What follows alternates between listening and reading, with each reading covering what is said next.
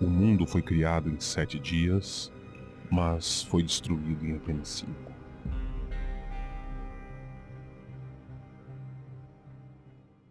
No início do primeiro dia, eu estava dando aulas como sempre fazia, corrigindo provas e discutindo com os meus amigos sobre o fim da pandemia. No outro dia, a televisão começou a noticiar uma série de incidentes acontecendo em todo o país, dizendo para as pessoas ficarem em casa, estocarem comida e água e não saírem à noite, por causa do aumento de estranhos ataques nas cidades da costa. Pensei que fosse mais um problema social causado pela quarentena, ou talvez outro vírus desconhecido que estava se espalhando por causa das intensas chuvas que assolaram todo o país, causando enchentes e deixando milhares de pessoas desabrigadas. No entanto, depois que algumas pessoas começaram a sumir por completo, é que os boatos começaram a circular. Primeiro como uma lenda urbana, e depois acompanhado por fotos e gravações estranhas em sites e blogs da internet.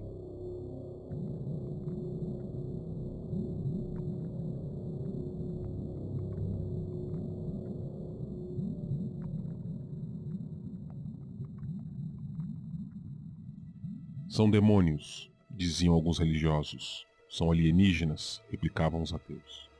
As imagens eram feitas por aqueles que escaparam e mostravam seres estranhos sem pelos, com uma pele escamosa, enormes brânquias e mãos e pés colados por uma membrana.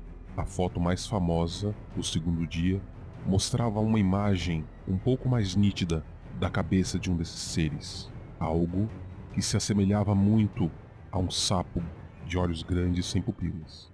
A reação inicial foi a mesma de sempre. Isso é fake news, não existe motivo para se preocupar, clamavam algumas pessoas. Isso é uma montagem fotográfica. Eu consigo criar uma imagem dessa igual usando alguns aplicativos. Compre aqui, falava a internet. Então, os fenômenos começaram a aumentar. As cidades costeiras, que antes eram cheias de pescadores e turistas, no terceiro dia estavam desertas. As pessoas começaram a culpar o governo, pedindo por mais respostas que pareciam não existir. Assustadas, milhares de pessoas deixaram suas casas e rumaram para as grandes cidades no centro do país. Então, sem aviso, os ataques vindos do mar pararam. Imaginei na época que o governo tinha encontrado uma solução e uma explicação lógica para o problema. No entanto, as pessoas nas grandes cidades também começaram a ser atacadas durante a noite do quarto dia. No quinto dia, os sobreviventes só encontravam restos apodrecidos e semi-devorados. O chupa-cabras comeu a perna do meu primo, gritava um homem na rua. O fim do mundo está próximo, repetia de forma enlouquecida um pastor para sua comunidade. As autoridades tentaram reagir. A polícia e o exército foram convocados para patrulhar as grandes cidades. E, depois de alguns ataques, até conseguiram encontrar e matar alguns seres repulsivos que pareciam se alastrar pelos esgotos. Eram criaturas com longas patas traseiras como cangurus, mas com uma aparência doentia e escabrosa, cujo rosto lembrava de forma vaga um ser humano, apesar da ausência de nariz e outros detalhes.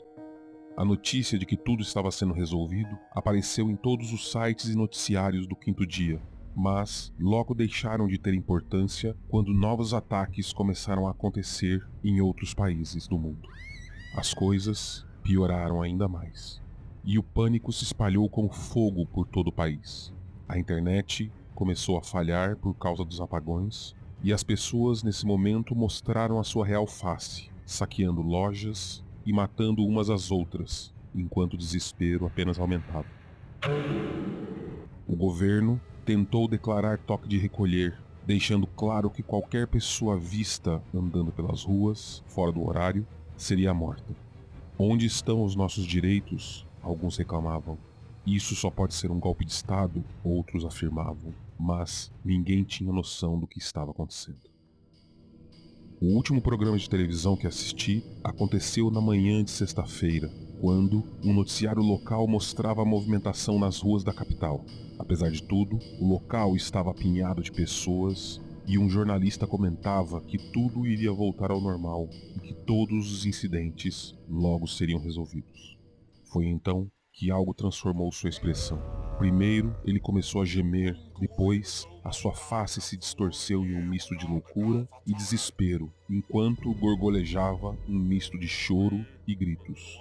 Sons incompreensíveis jorravam de sua boca como se fosse algo negro e repleto de pecado. Então, todas as pessoas próximas dele também começaram a tremer dos pés à cabeça, chorando e se contorcendo como se possuídas. Nessa hora, uma força invisível pareceu erguer seu corpo até 3 metros do solo e, em um único movimento, separou sua cabeça, seus braços e pernas de seu torso.